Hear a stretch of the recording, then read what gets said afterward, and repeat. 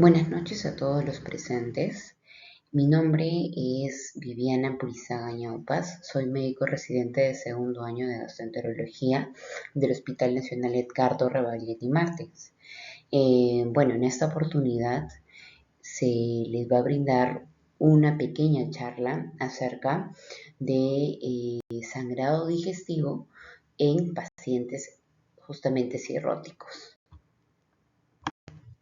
Para iniciar me gustaría presentar, no primero, qué es la cirrosis. Seguro que se les habrá explicado ya más de una vez desde que recibieron el diagnóstico de cirrosis de qué trata esta enfermedad, ¿no? Pero creo que es importante eh, volver a mencionar un poco sobre lo que es la enfermedad y qué es lo que llega a conllevar en el cuerpo para provocar estas complicaciones, ¿no? Como es el sangrado. La cirrosis, ¿no? Es una enfermedad que se va a producir como consecuencia de sufrir agresiones, ¿no? Repetidas en las células que forman parte del hígado. Lo que hace estas agresiones es dañar tanto la estructura y el funcionamiento normal del hígado. Y como sabemos, ¿qué pasa con todo daño? Todo daño, toda herida genera una cicatriz, ¿no? Y esa cicatriz va a provocar rigidez y esa rigidez va a aumentar cada vez más lo que es la dureza de este órgano, que es un órgano bastante importante en el cuerpo. Como mecanismo de defensa, el cuerpo lo que hace es trata de dar todo el aporte sanguíneo que pueda hacia ese hígado que está mal. Y a veces ese aporte es tan excesivo, ¿no? Que puede llegar a provocar el agrandamiento de las venas que justamente van a drenar todo su contenido en el hígado. Esas venas, por ejemplo, las podemos encontrar en el esófago, ¿no? En el estómago, en el intestino, pero la más frecuente de las ubicaciones va a ser en el esófago y en el estómago. Eh, Llega un punto, ¿no? En que el calibre de esa vena ya no soporta más todo el volumen que está ingresando y se rompe. Y esa rotura provoca justamente sangrado, sangrado en todo el tubo digestivo, ¿no? Como mencioné, desde el esófago, el estómago, hasta el intestino delgado y grueso en algunas ocasiones y en menor frecuencia. Y estos sangrados no pueden provocar grandes pérdidas de volúmenes, que en algunos casos pueden llegar a causar la muerte, ¿no? Por lo que ni bien sean identificados, deben ser tratados en un establecimiento de salud como una real emergencia. Entonces, es importante reconocer cuando estamos frente a un sangrado digestivo, ¿no? Y más o menos estas son las formas en las cuales vamos a evidenciarlo. En primer lugar, podemos verlo como hematemesis. ¿Y qué es la hematemesis? La hematemesis se va a referir al término de los vómitos de sangre de color rojo o marrón oscuro. No es escupir sangre, es eliminarlo mediante un vómito, ¿no? Como lo podemos ver en la imagen. También se puede evidenciar el sangrado por medio de las heces, ¿no?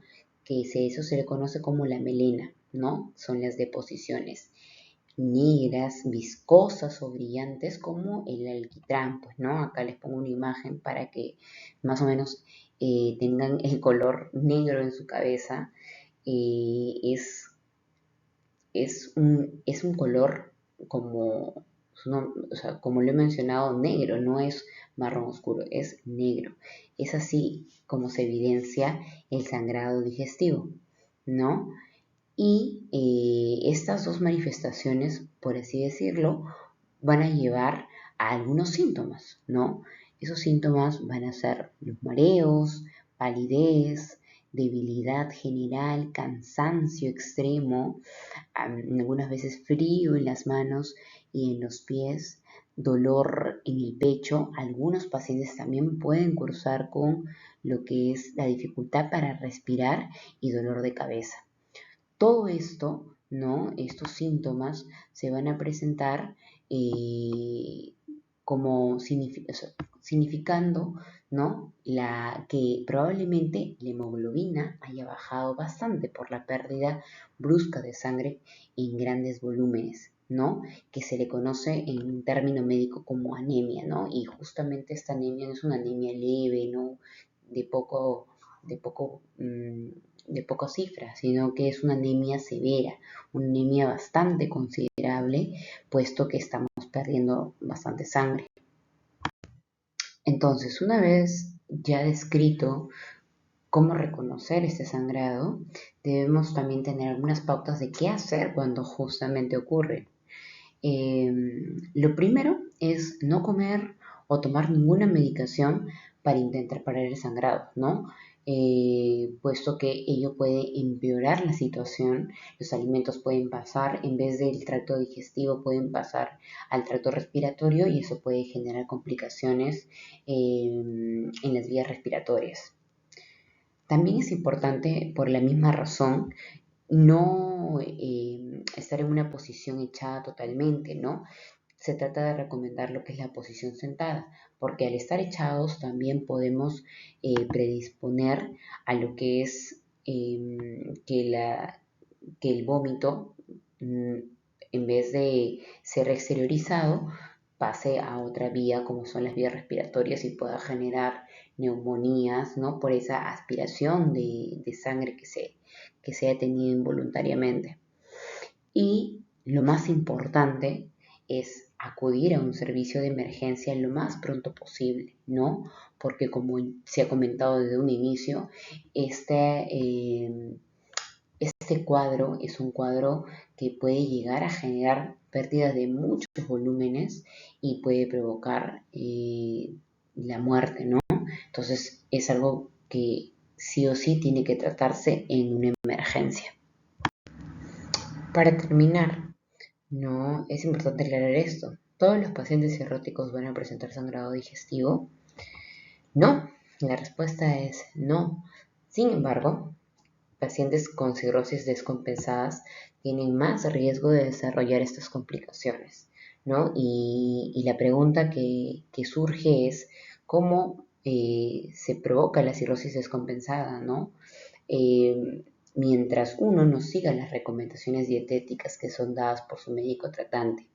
Si uno no elimina, ¿no?, las causas probables de esa cirrosis, como por ejemplo el alcohol, ¿no?, y otros hábitos nocivos, como el fumar también, si uno no realiza ejercicios en la medida que el cuerpo lo tolere de manera continua, y mientras uno no cumpla con la medicación dada por el médico, ¿no?, el hígado puede llegar a descompensarse con mayor facilidad y generar este tipo de consecuencias. Bueno, espero que esta charla haya sido de su interés y que se lleven estos conocimientos a casa, ¿no? Para tenerlos bastante en cuenta. Gracias.